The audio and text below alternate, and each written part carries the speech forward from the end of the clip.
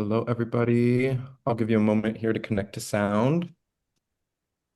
Hello, and welcome to the Brooklyn Rail's 1330th New Social Environment. I'm Joshua, a Programs Associate here at the Rail, and I have the pleasure and privilege of being your MC today for a conversation featuring Carlos Basualdo, Kianja Strobert, Richard Shiff, and Amanda Gluibizzi. And now I'll introduce today's guest and host. Carlos Basualdo is the director of the Nasher Sculpture Center. He is the author of Cy Twombly, 50 Days at Iliam. Richard Shiff is the Effie Marie Cain Regents Chair in Art at the University of Texas at Austin, where he directs the Center of the Study of Modernism. He has published several essays on the art of Jasper Johns.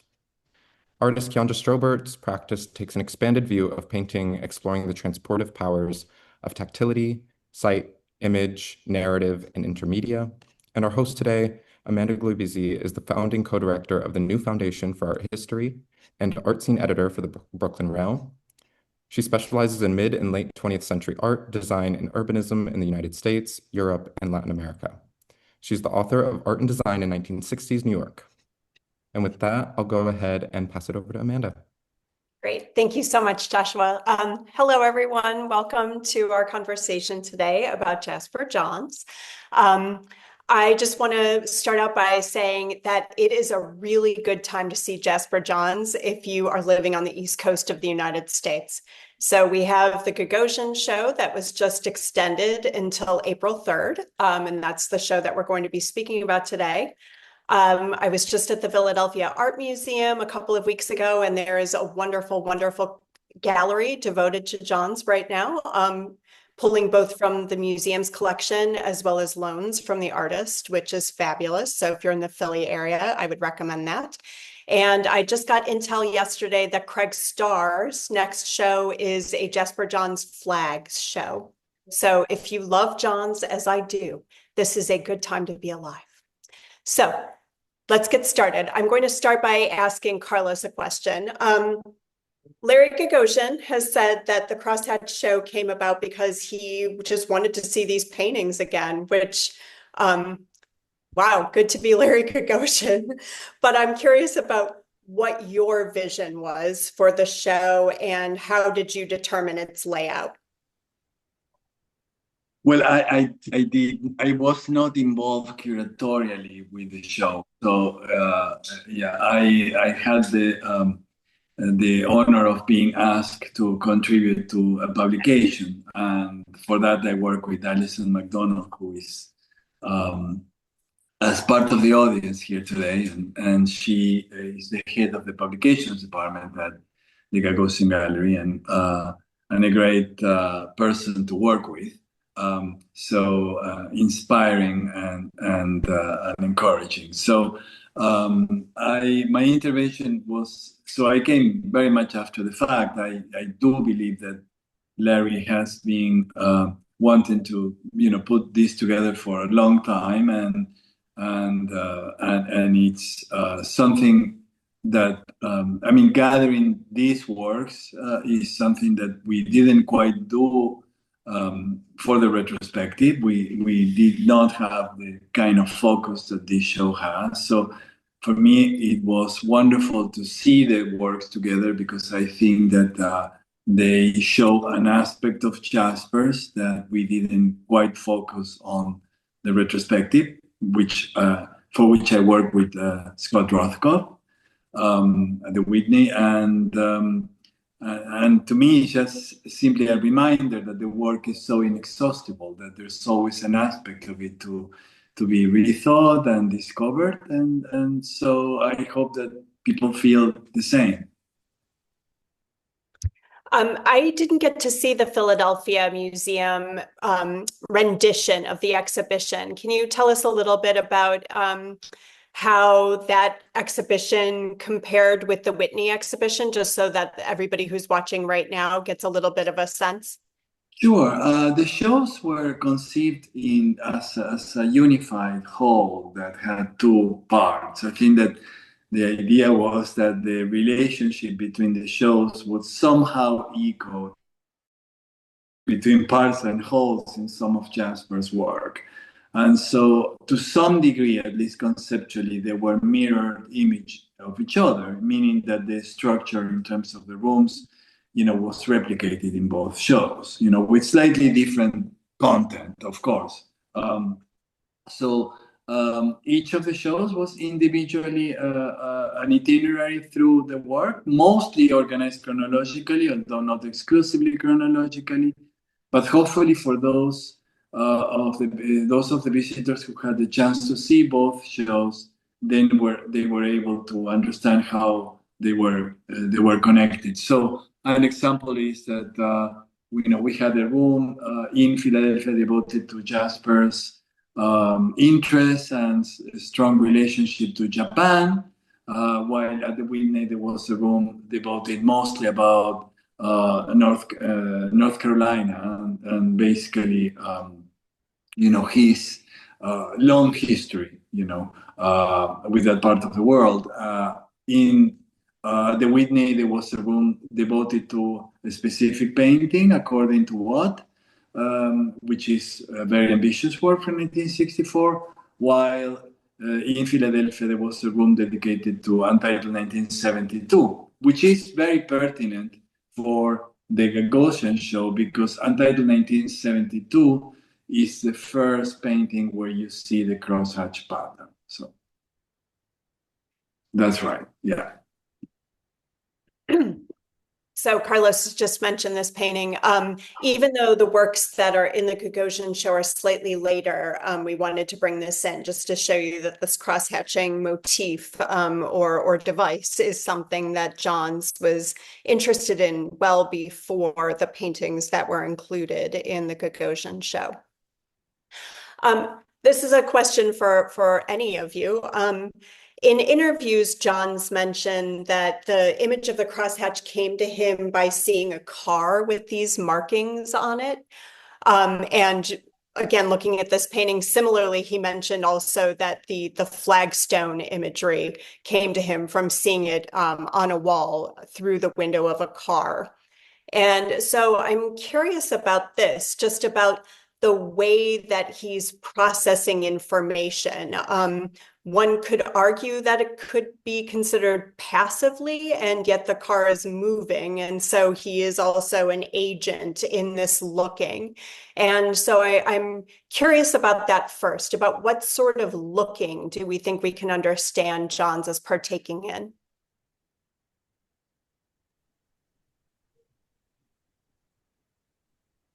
Well, I mean, Jones's work in general, one way to characterize it would probably be, as you're suggesting, that it's all about movement. And in what's on the screen right now, in Untitled 1972, the two flagstone panels in the center, one of them encaustic and one of them oil,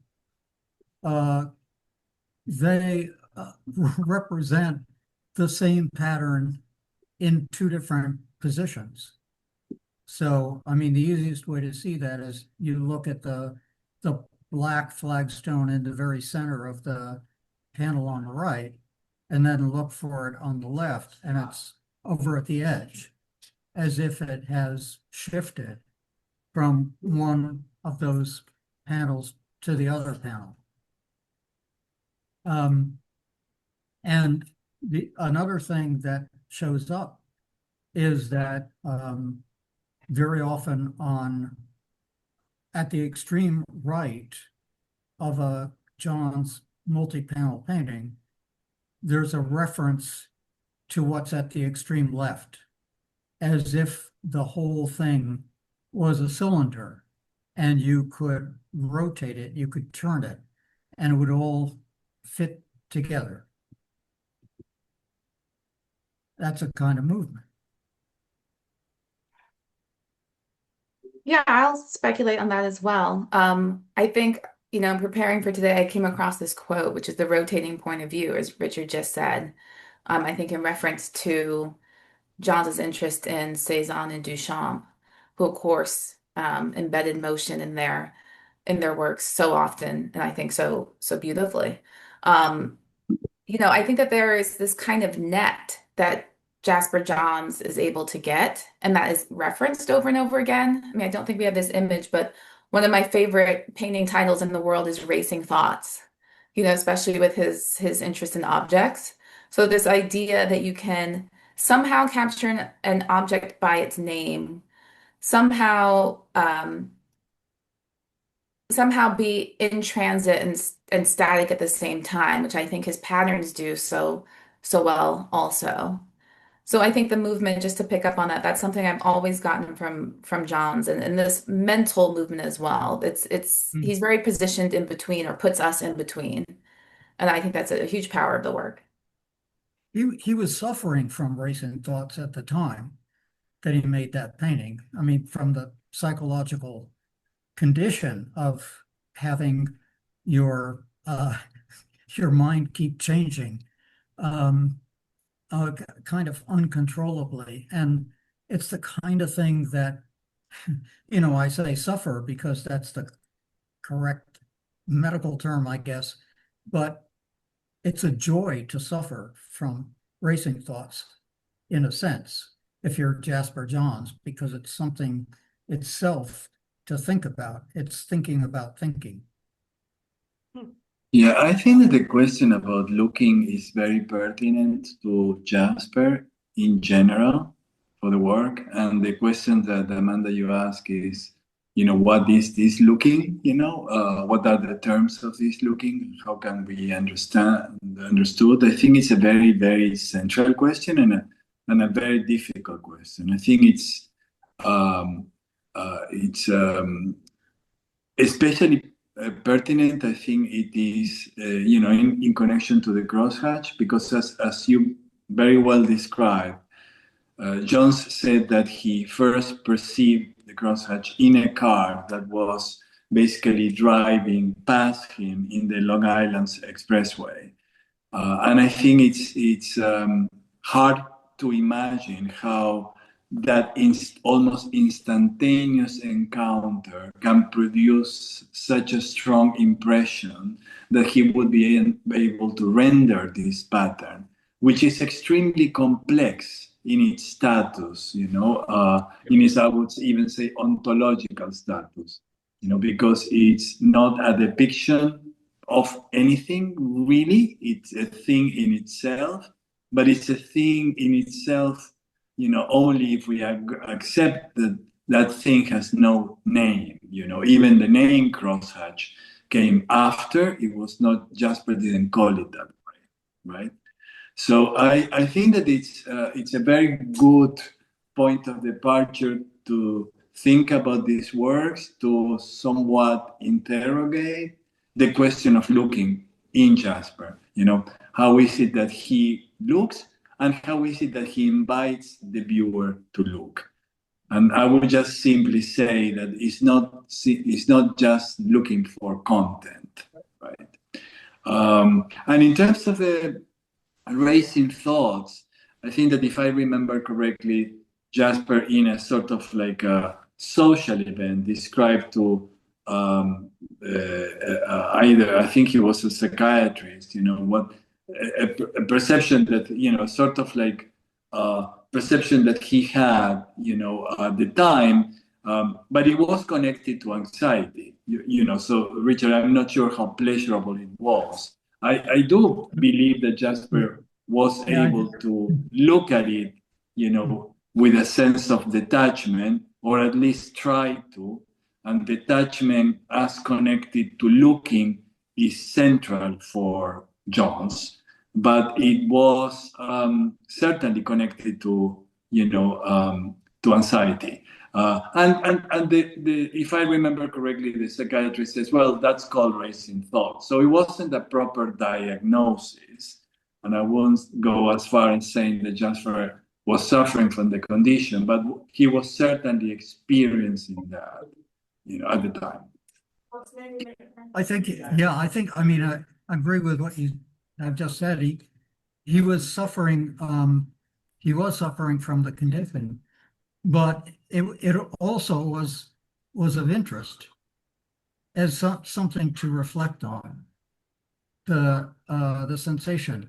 So, I mean, also there are references to peripheral vision here and there in Johns too. It's another kind of distracting sensory experience, which can be harmful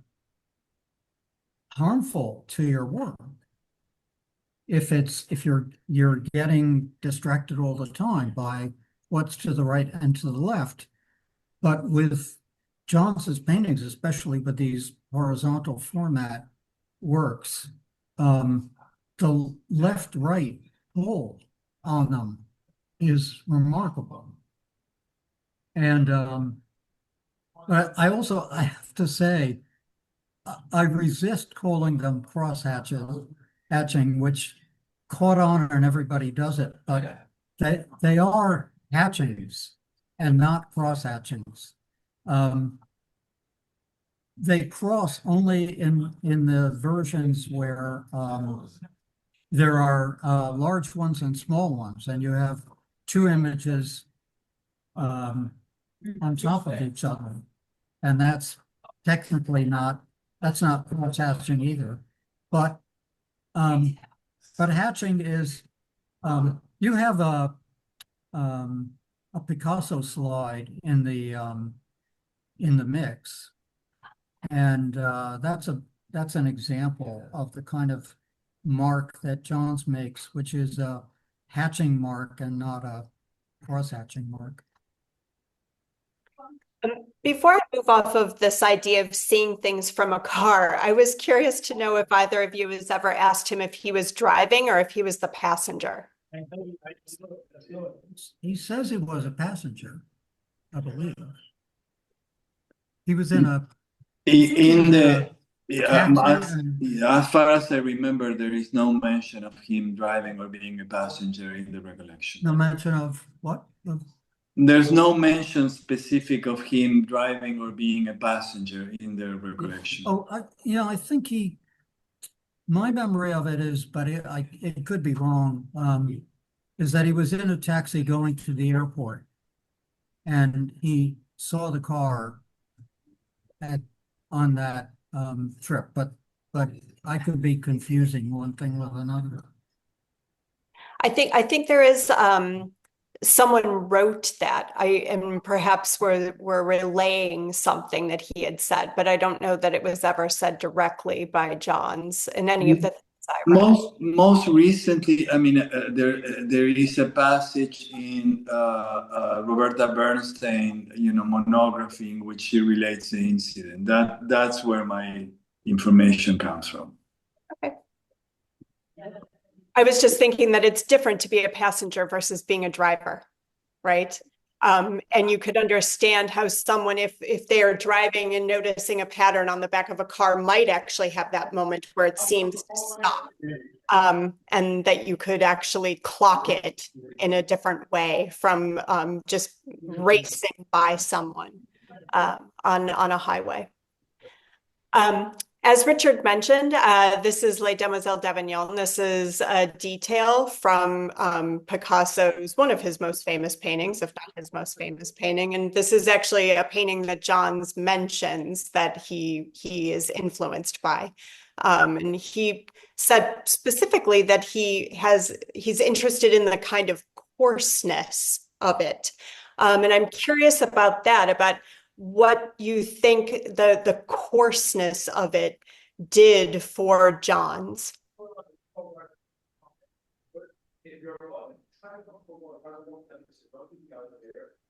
Well, it keeps him from being the kind of refined artist that he doesn't want to be, despite the fact of the incredible subtlety of those marks that he makes in the hatching paintings. The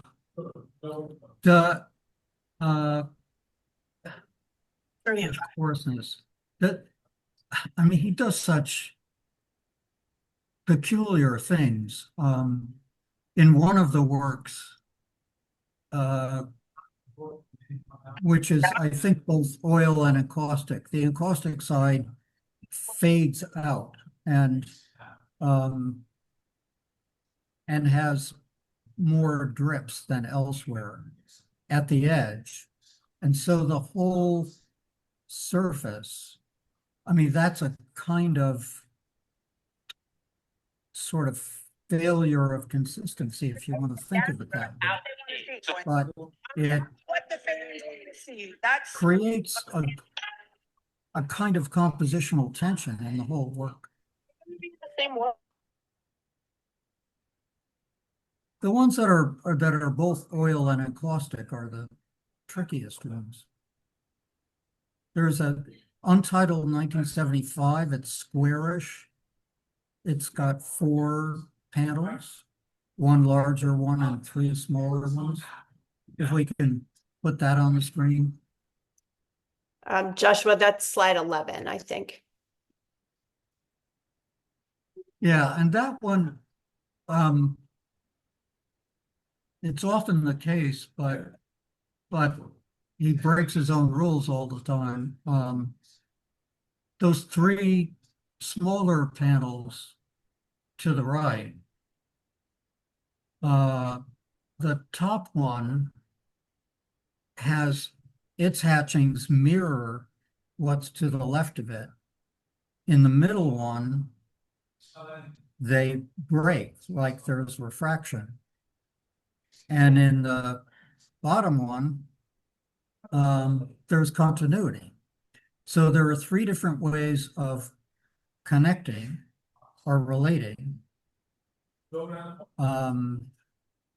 And there it is. And, you may not notice it immediately because the whole thing is a jumble of hatchings. That means that the power, somebody should be at the panel and you smell something and something's going on. And a similar kind of thing tends to happen in the multi-panel paintings. Sometimes there's continuity, sometimes there's refraction, sometimes there's mirroring, sometimes there's a combination of all 3. Right now, the panels not knows an answer. So only the alarm read was for the panel. You're picking up other people's sound, so that's why I was laughing a little bit. I am, because of where I'm located. How much of when did I mute? It's okay. This show is called Between the Clock and the Bed, which is also the title of many of the works that are included in the show. And the title itself comes from an Edvard Munch painting, which from what I understand was the last self-portrait that Munch made, and includes cross-hatching itself. So here's the Munch that we're seeing, and again, Between the Clock and the Bed.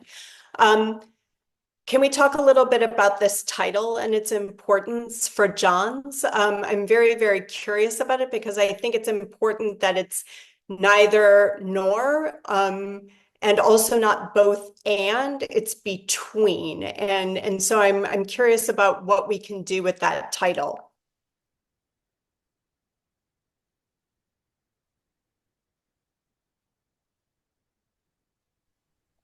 I can't weigh in on what it does for Johns, but I can say, just as a viewer and appreciator, it's such a lovely detective puzzle. I think that he sets up there because of the abstraction. I feel like as if he brings to the front these abstractions between these very almost deadpan nameable objects that we're all used to. And I think it opens up a space, very much as reading opens up a space of to transport and to reflect upon. That is both there and not there, as you're saying. It's object, it's ephemeral, it's shadow as much as it is something tangible, which is very much what I get from the paintings that are in the main room of the gallery, is the shadow that's working their way through. And I've always loved and appreciated in Johns how in naming something, it kind of unleashes the unnamability that happens. And so I, as a just a fan, when I think about Between the Clock and the Bed, a lot can happen between those 2 things. There's a lot of drama that happens, almost like a film noir kind of drama. And that's why I love seeing this image because in some ways it's so accessible and so there and his obviousness about the sources.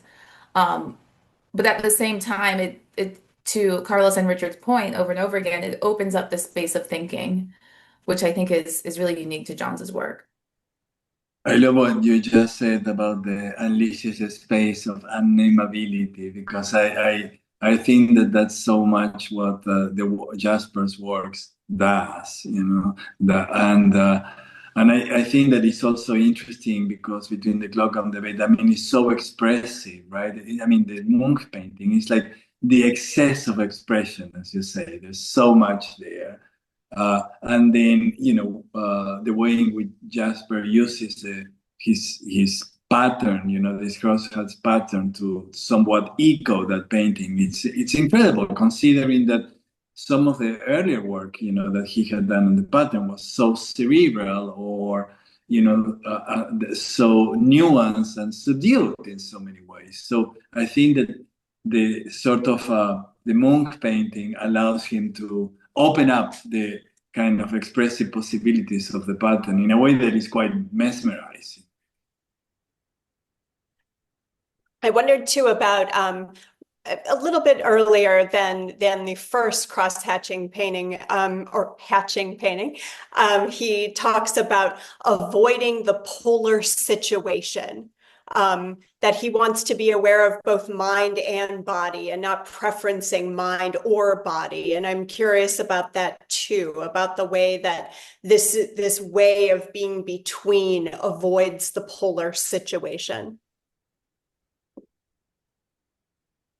Well, it's also in-betweenness is the space that the patterns occupy, right? Because they are not, the depiction of something. They're not quite something in themselves, although they are. And so I think that, Johns relies, on the space of in-betweenness to, as Kianja said, to open up the, to the unnameability, really, of the work, So it's kind of a refusal to settle on meaning, whatever that meaning could be, right?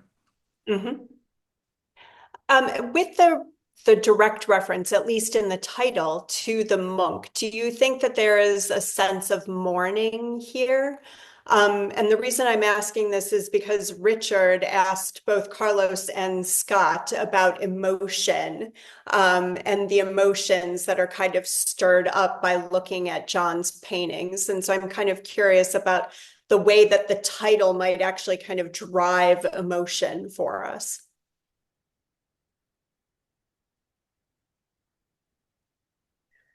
I'm sort of attracted to the idea that it depends on what emotion the viewer has and they're bringing to the title. Right. So, on a spring day, I had a good cup of coffee. I get to stay home. Between the clock and the bed means something so different than, after a breakup or bad news or something of that nature. And so that was my feeling in the gallery too of looking at many of the paintings was again the shadow presence or somehow a representation of the shifts of mood, not necessarily the moods themselves, but how we can be carried through, yeah, exactly, from the gray to the lavender to the gray to the orange. Right? And I know they're figurative in so many ways, but those shifts I think can be projected into as much as they suggest. Mm-hmm. And that's again what I love about what we're saying, this polarity and this in-between space. And where is the viewer's point of view in it, which I think is very different than when you walk into, let's say, a portrait. It's opening a different mental and cognitive space, I think. Mm-hmm. And the Munch painting is so melancholic, right? It's almost like the definition of melancholy. While in Jasper's series, I mean, there's like sort of like ray of light. I mean, there's sort of like there's a rage to a certain degree. I mean, it's like not settling down for the sort of like resignation that you see in Munch. So it's so different, really, so contrasting. Mhm. Yeah, I was interested in this because I'm not sure actually that I feel necessarily emotion always in front of Johns's paintings. I feel something. And there's one specific Johns painting that I've felt emotion in front of, painting Bitten by a Man, my favorite. But I'm not sure that I feel emotion so much as, I don't know, activity, freneticness, interest.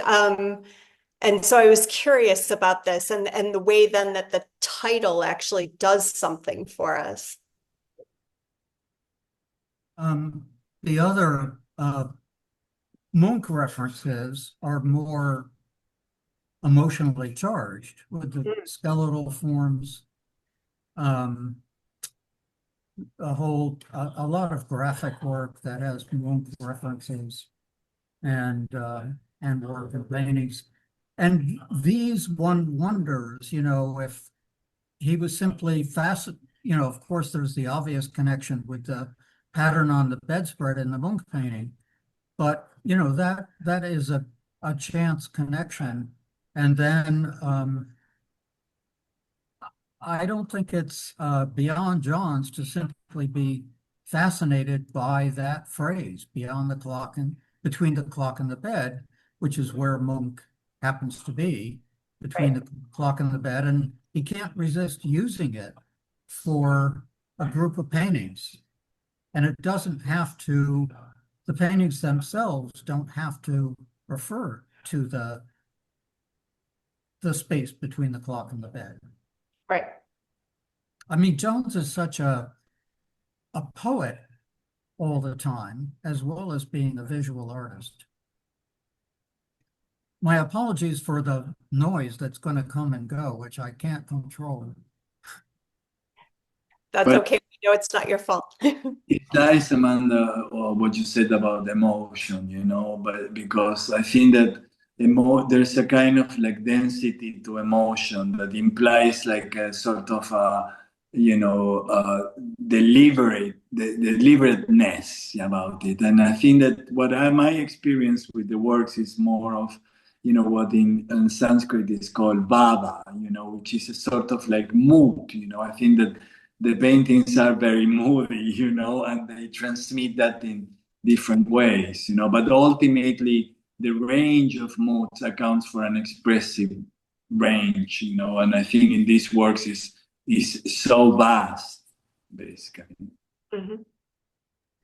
Yeah, they recently had a show of Monk at the Fog Museum, and I'm not a scholar, so I could be wrong, but he also seems like a pretty happy guy, which I think is interesting in terms of how we read paintings and project the mood of the artist onto them.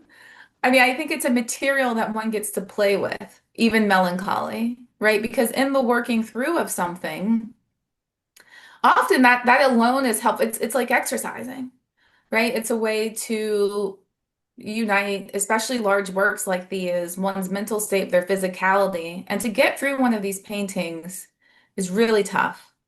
When I was a student, of course, I was like, I'm going to make one of these. And the dedication it takes to cover a field in these hatch marks, I gave up very quickly.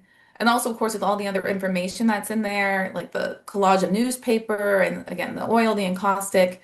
Um, there's so much more awake and alive than reproduction, I think, allows them to be, and he's certainly so reproduced.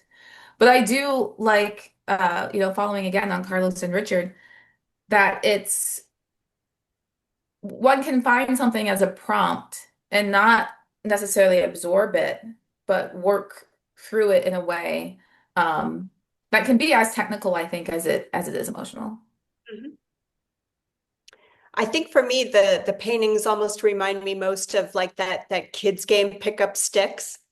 Um, and we were talking about this a little bit before we started, the way that the lines seem to settle, and each one settles where it not just may, but where it should in the painting, because of course they don't necessarily go out of bounds.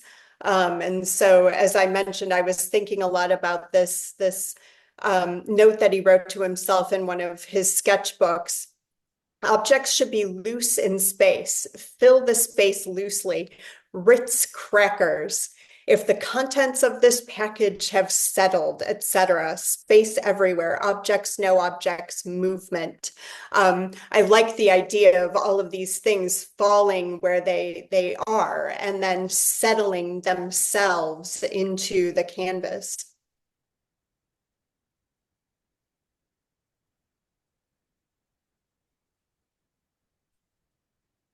We have Corpse and Mirror on the screen there. Corpse and Mirror 2 was or was not in the exhibition? Carlos, do you recall? In the show at Gagosian, or Yeah. I don't think that was part of the show at Gagosian, but I don't remember. I don't remember. Yeah. So because they're one reverses everything that's in the other. So if Corpse and Mirror is the first, Corpse and Mirror 2, which is in color, takes what is projecting forward in a material sense, like embossed in a way, and reproduces it in a debossed or recessive form. And it's another, I mean, Johns is always exploring all possibilities that that one can come up with. And well, one thing we maybe should think about, these Between the Clock and the Bed paintings and the Corpse and Mirror and the others, they are the most abstract works that Johns ever made. In conventional terms, they're abstract because it's hard to see the figure. In Corpse and Mirror, you can see a figure because you can take the X to be a marker for a head in a portrait format. But you have to do a lot of mental work to get it to be representational. So for most viewers, it's going to be an abstract image. Yeah, I think that it's the works, but in general, John's work makes those definitions obsolete. Richard, I don't see this as abstract. I see them like super concrete, super present. In a way, and I don't think that's. I think that the interesting thing is that they make that language obsolete. And so they call for a different kind of questioning of the ontological status of the pictorial sign, much more than, the lending themselves to be reinscribed in a sort of modernist dichotomy between figuration and abstraction. I think that what I really, really like about the works in general is that if you go, if one cares to look at them for what they are, the language of modernism becomes not so useful to talk about it, So they point out, they throw it a little bit, out of the window, out of the frame. And I think that's quite liberating and useful today, Yeah, abstract is not the right word. My word is not right because they're not abstractions of anything. A real abstraction is an abstraction of something. And so they are material deposits, let's say, arrangements, structures, and they write their own rules as they go along. I think this one is particularly rich to talk about just in this way that Richard and Carlos are having this back and forth because of that right-hand panel.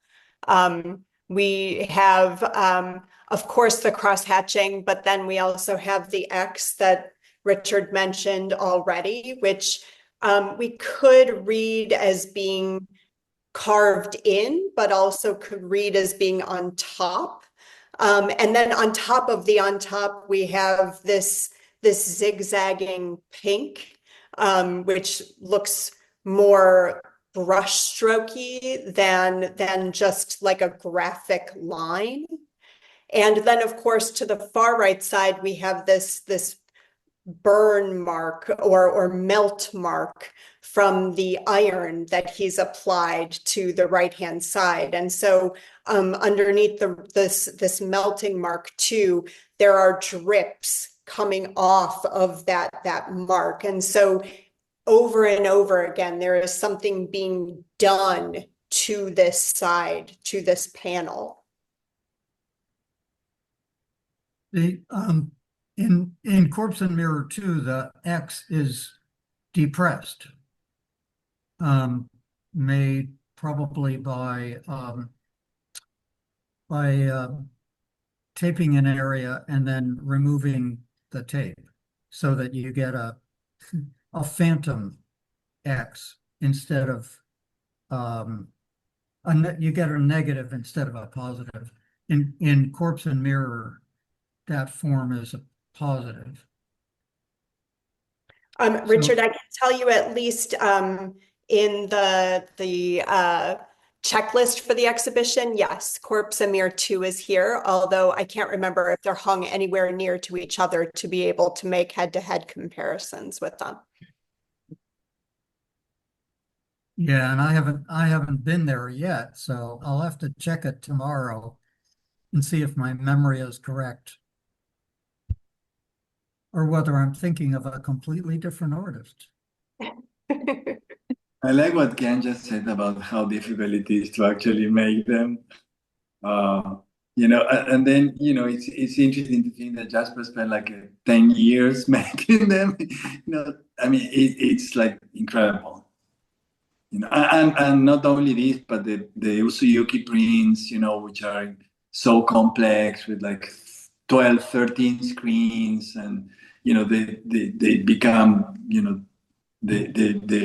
the silk screens start to do something that silk screens don't usually do. I mean, I think it's really, mesmerizing. Yeah, they're hard to make. I think they're also fairly challenging to establish visually. When I look at this painting, particularly seeing it in painting, I'm tempted to say that it's wrapped in this pattern, but it's not. It's almost like the illusion of space is maybe an inch in or something. Because the pattern negates itself with the drips, which allow for a lot of impasto. And then, looking at this panel on the right, I just assume is in the course of making things that there's all these insider jokes too, maybe between Johns himself. So I was thinking about the tendency to line paintings, which is a no longer used conservation practice where they would use an iron to kind of like glue an amazing painting onto something else, and that flattens the impasto quite a bit. And then I found, what did he say?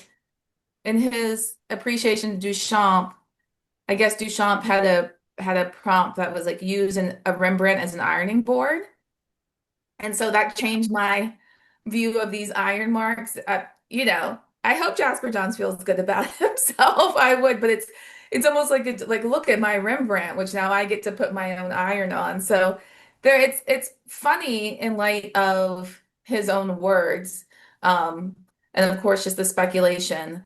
But this constant, not just nod to the surface, which, of course, so many painters do to break illusion, but doing that, I feel like in this very narrow depth.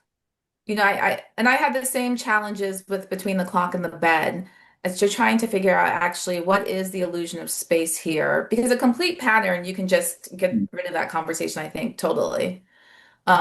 But with these, they're set in almost an inch, and the way I view them. And I think that's so interesting, and again, really best to see in person for that dimension. And there's irony in the iron, of course. Completely. Yeah, Kianja, what you're referring to is the reciprocal ready-made. Not just then an artwork being made out of something that was a found or already made object, but then the artwork itself is the already made object. And so here's John's kind of doing both and in an interesting way. There is, of course, the one painting in the top floor that is painted behind the painting too. So it's both painted on its canvases and then also painted on the support behind it. And so then there is this kind of extension as well of the work.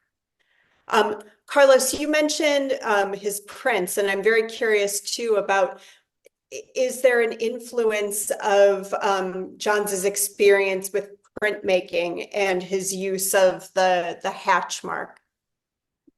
Well, I think that I don't know specifically about the hatch mark, but he has. I mean, he said several times how much each working with each medium influences the other. So certainly there's a transfer. So he's transferring thinking from one to the other.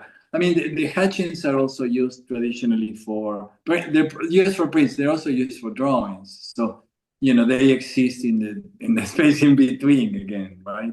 They exist in a space in between. Yeah. And Richard, what do you think? Or do you have any feelings about that? I probably lost the train a moment because of a distraction here, but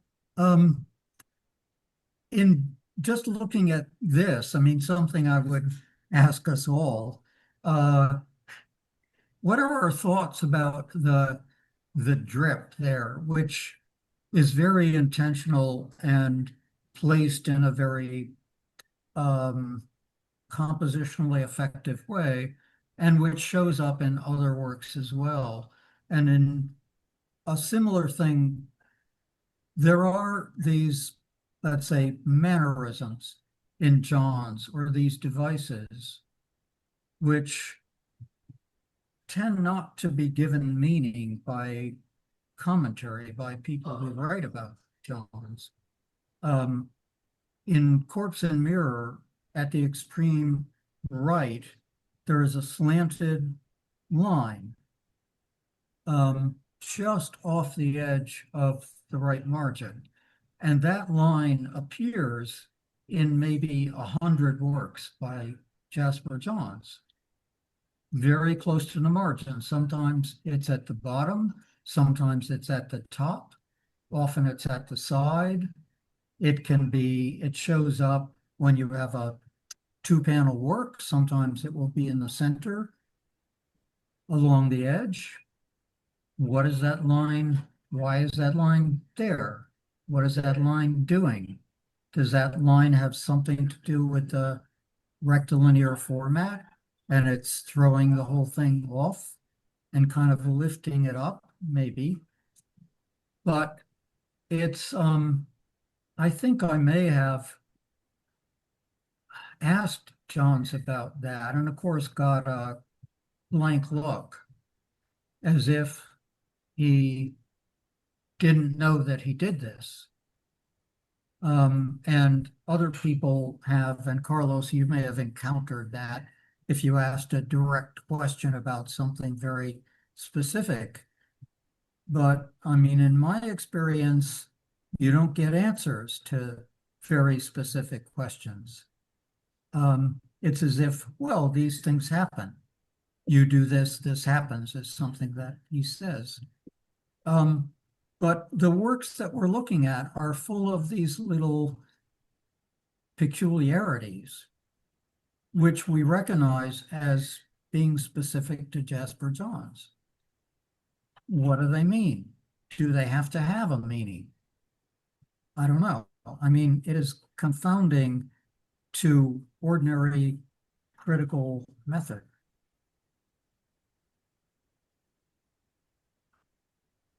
Kianja, I'm curious how you as an artist respond to a question where maybe you have an answer and you don't want to reveal it, or you don't have an answer and now you're being put on the spot.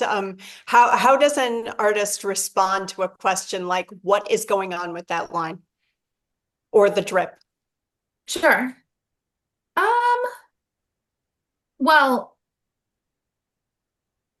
I think to go back, Amanda, to your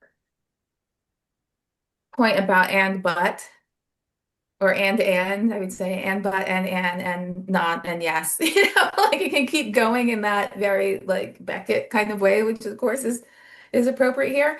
I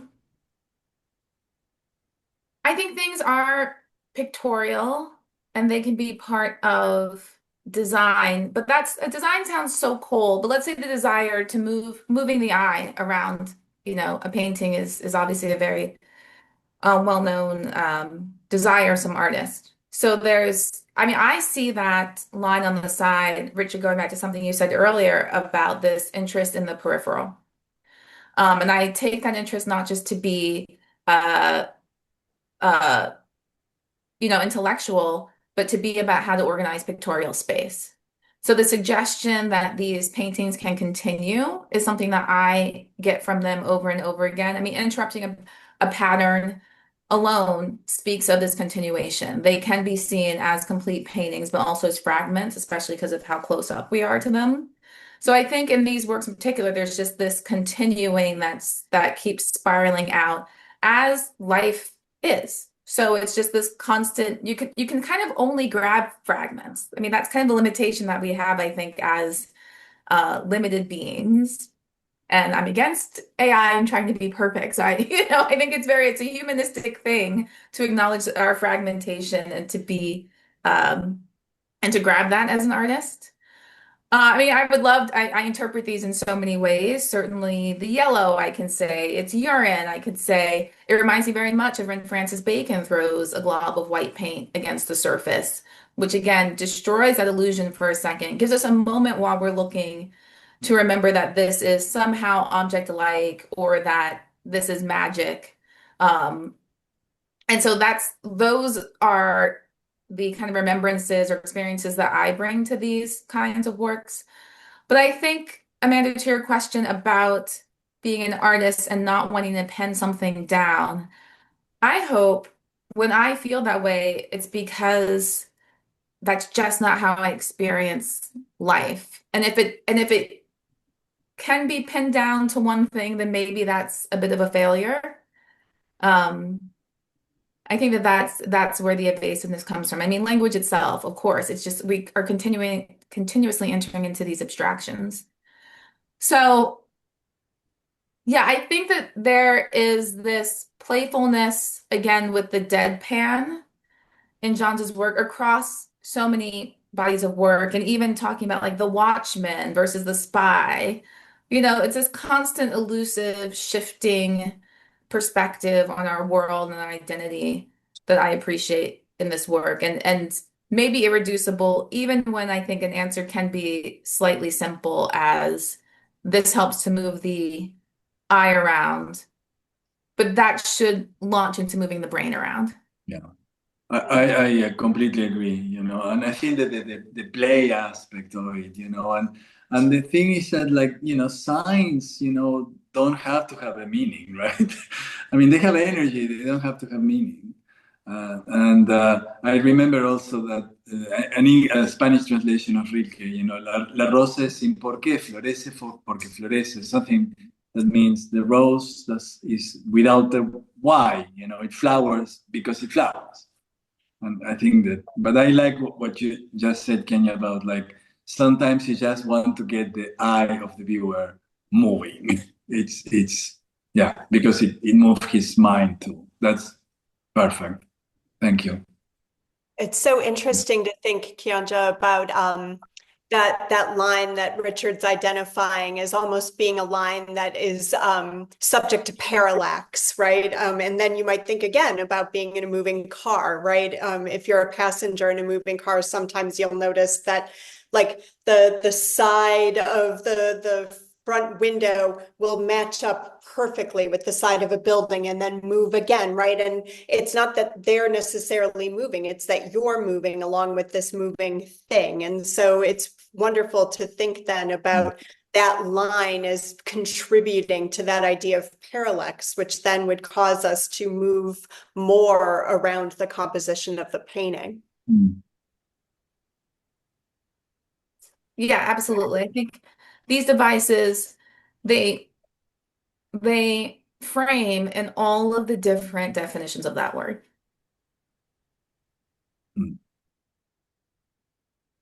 That painting and paper, for me, that's an extremely emotional painting.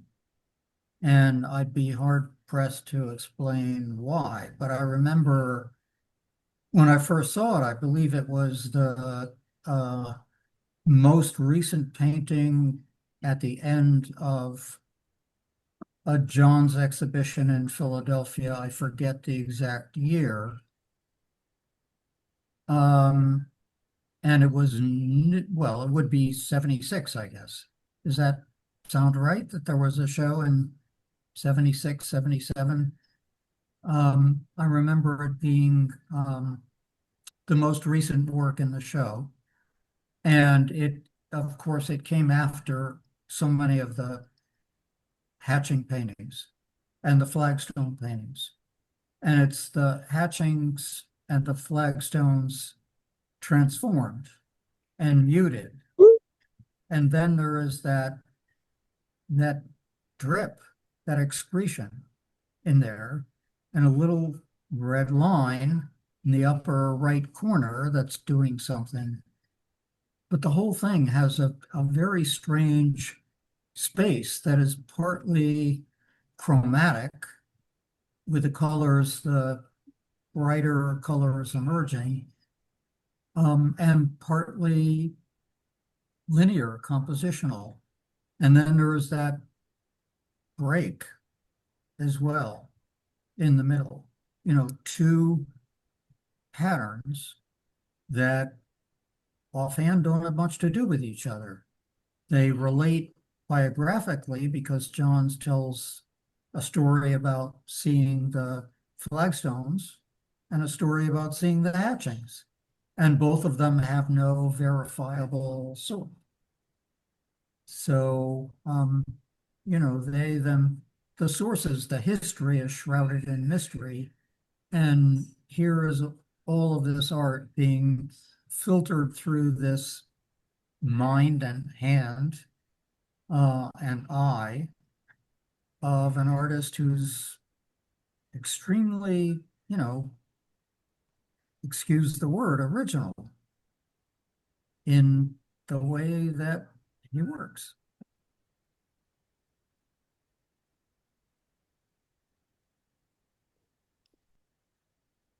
I want to give everybody one last opportunity to say anything they would like to say about particular paintings that you responded to.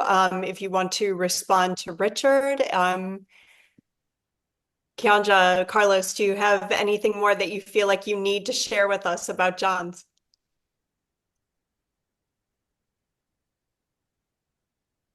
We have the image, but I really love in the exhibition the book between Johns and Beckett. It's such a special object, and I think it says so much about how to absorb the arts broadly, and how to bring literary theory and just conversations with a friend or saying yes to something, how it all comes in. It's actually pretty medieval. I'm not going to get into that so much right now, but there's something about the written word and then the space of projection, and again, that being the non-pattern pattern. And I just hope that is paused upon as people go to the exhibition. Yeah, it's great to see those two rooms, and it's great to feel how kind of like present and urgent they are, and how many really vital questions they pose. Great. I'm going to stop it there because I'm sure that we have questions and I want to make sure that people have time for it. Thank you to the three of you so much for being with me today to talk about Jasper Johns. Thank you. Thank you so much for that wonderful conversation. We are going to transition to our audience Q&A now. If you are in the audience and you have a question, we'd love to hear from you. You can submit your question through the link in the chat. But we have a few here queued up for you. Our first question comes from Brooks in the audience, who writes, regarding the title Between the Clock and the Bed, I've been thinking of that psychic space and its relation to racing thoughts. I'd also wondered if you see whether you see a relationship to Rauschenberg's bed and cardinal clocks.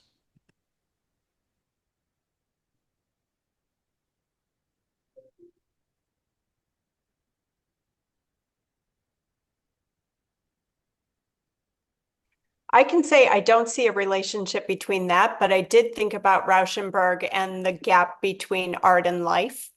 And that where he's working is in neither of those things, but rather in between those things. And so in that respect, I could see a little bit of a relationship, though I haven't given it enough thought to really work it out. Thanks so much for that answer, Amanda. Our next question is going to come from Allison in the audience. And I see you, Allison, here. I'm going to ask you to unmute and you can ask your question. Oh, I don't remember it exactly. I think it was that in 1975, there's the Whitney retrospective, and these paintings premiere very shortly around that time at Castelli. And I just think at that moment, a lot of the iconography is well known and expected, like the targets and the flags. And so I was curious how, I mean, I know it was a bit of a surprise when people encountered it for the first time, but I was curious from your perspective, sort of how it fits that moment, how people would have reacted. And you touched on it a little bit by saying it's sort of more in this abstract space than some of the other work, but that was my question. Well, Untitled 1972, really, which had the hatching, the flagstones, but then it had the scaffolding and the body parts and the very high relief.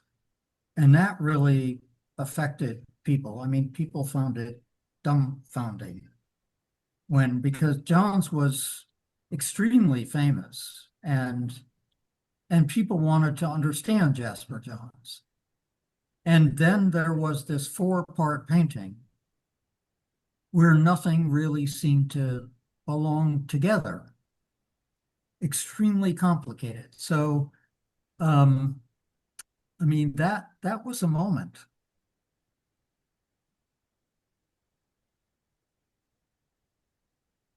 Thanks so much for that question, Allison. Our next question comes from Ron May in the audience, who writes, Monk dies in 1944, 1 year after the self-portrait Between the Clock and the Bed was painted. Do you sense that there's a reference to mortality here or death? Surely, and without a doubt. Yeah.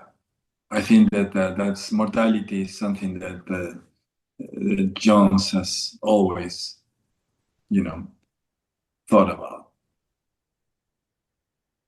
I can't speak for him because I have only met him once, very briefly. But I'll say that in the other works that we didn't talk about today, I'm really struck by Johns's like really appropriation of the ex voto images, which are I think we're used to like the hammered silver heart that gets hung next to an icon of a wish for healing or something. But a lot of the ex voto images are actually body parts that you'd have made by an artist that you can put into a church to say, oh, my hand hurts, can you heal that? And I think there's a religious dimension acknowledged or not in Johns's work sometimes that I just attach to. I would never ask for the artist to claim it, but I think that even pulling those outside sources into his work just refracts in so many different ways for me. And I think mortality is one of the things it hits on. Thank you so much for those responses. Our next question comes from Richard in the audience, who writes, during both my visits to the Gagosian show, I felt the weight of the masterpieces upstairs, accentuated by Johns actually creating small horizontal copies of his own paintings, as if to reconstruct smaller perfect copies. But it seems downstairs we were hit with the lightness of experimentation immediately by a knockout painting on leather and endless permutations of the cross-hatching.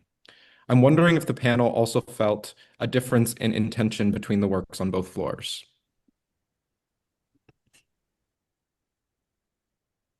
Yes. Yeah, I agree with all those comments. Yes, yes. The floors are so different and distinct. Yeah.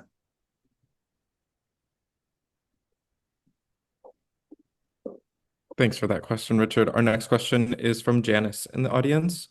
It seems that Jasper was influenced by John Cage's Zen Buddhist ideas about meditative space. Do you agree with that conclusion? I wouldn't say that he was influenced by Zen Buddhist ideas. I mean, there's definitely a very, very, very strong dialogue with Cage, that, I mean, Cage was, I mean, they were friends, I won't say specifically that,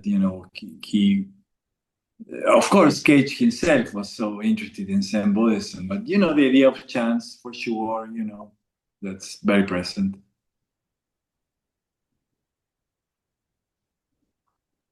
Thanks so much for that, Carlos. And our last question today comes from our very own Fong, and I'll be reading Fong's question on his behalf.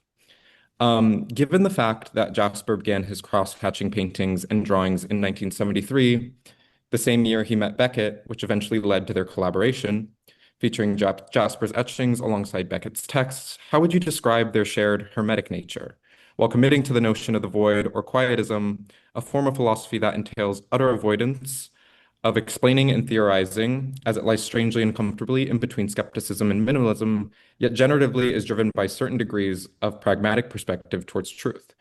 And whether this relationship had in some ways intensified Jasper's sense of personal meditation through repetition? Of course, it was a non-collaboration collaboration, which, since the graphic works don't relate directly to the texts, and that's probably appropriate for both artists, for Beckett and for Johns, so that whatever connections there are will be made by the person who is handling the object, which has text and image within it.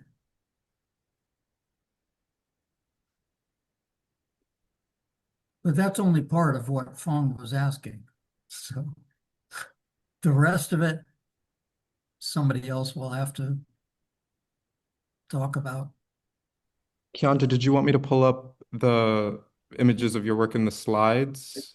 Yeah, because I love this question. I feel as if that's something that came from Johns and just looking at a number of different artists, which is this idea about like pragmatic and repetition. So I think that, or especially something that I so appreciated from Johns throughout my own work is, again, this nameability, non-nameability.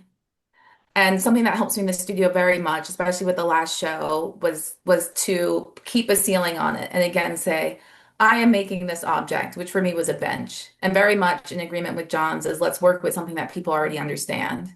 And then embedding in that object chances to have like nuance and newness that can be shifted out or change or and also move into different disparate directions. So again, this idea of how important it can be in the studio to work inside iteration to really be able to get as much out of something without having to deal with the problem of genius and newness all the time. And I just think that, Jasper John's been so important in my work in that way. And I'm sure that he's going to continue to give that for so many other artists. So I can't say we can stop sharing now. Thank you. I can't say that's like fully pragmatic his use because I agree that he's a poet and clearly interested in so many different disciplines. But I think it can be helpful and less discussed nowadays to work inside iteration as a way to get actually somewhere further. It's like taking the same walk every day where new things are allowed to pop out at you without the pressure, which is also what I love about the driving and finding things. So that's my answer, Fong. I'm not sure if it's even on track, but the iteration and pragmatism can lead to like just wild experimentation without pressure. Thank you so much, Kianja. That will wrap up our Q&A today. So I'm going to pass the mic right back over to you, Kianja. We have a reading to close out our program today. Okay, thank you so much, Joshua. Okay, I'm going to try this. This is littered with quotations. So, move the inside of the picture outside, shifting the facts, move the frame or the canvas, or rearrangement. What is considered to be the material? Activity can be part of the information, a certain kind of behavior, but also attitude. A new responsibility, as the one thing we're asked to be another, a new function, a new description. From Jasper Johns. Thank you so much for sharing that with us, Kianja. And thank you, Carlos, Richard, Amanda, and Kianja for that wonderful conversation. Thank you, Caroline from Gagosian and Maureen and John from Jasper Johns Studio for their support in preparing for today's event. We'd also like to thank the Tiger Foundation, and the Marion Bolton Kippy Stroud Foundation for sponsoring our NSE program and making these weekday conversations possible, and for their support of our growing archive, which you can view on the Rail's YouTube channel. The Rail has been free and independent for 25 years. A donation directly supports our writers, production staff, and operations. Support our work through the link in the chat. And if you're available, join us next Tuesday at 1 p.m. for a conversation with Claudia Bitran and Gabby Collins Fernandez on the event of Titanic, A Deep Emotion at Kristen Tierney. And now, as is Rail tradition, we invite you to say hello and goodbye as you leave today. Thank you. Thank you, everybody. Thank you. Thanks, everybody.